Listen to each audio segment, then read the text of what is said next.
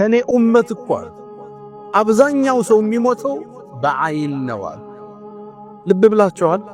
ምናልባት የሞተው በመኪና አደጋ ሊሆን ይችላል። ሰጥ ብሎ ነው ልትለው ትችላለህ። ተኝቶ የአይን እራት ሆኖ ሊሆን ይችላል።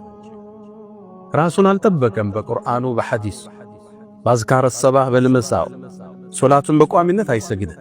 ታዲያ እንዴት አይጋለጥ ይሰው?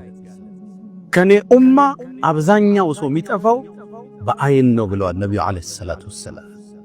አይን ሐቅ አልዓይን ይላሉ በሌላ ሐዲሳቸው። አይን እኮ يدخل الرجل القبر ويدخل الجمل القدر። አይን እውነት ነው አሉ።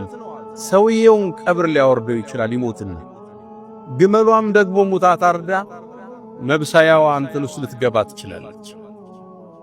አይን ሐቅ። ተዘናግተናል። ጥበቃው የለም። ልጆቻችን ሚዲያ ላይ ናቸው። ሰርጋችን ሚዲያ ላይ፣ ግላዊ ህይወታችን ለአደባባይ ለቀነዋል። ያ ትዳር እንዴት ብሎ ያምስ?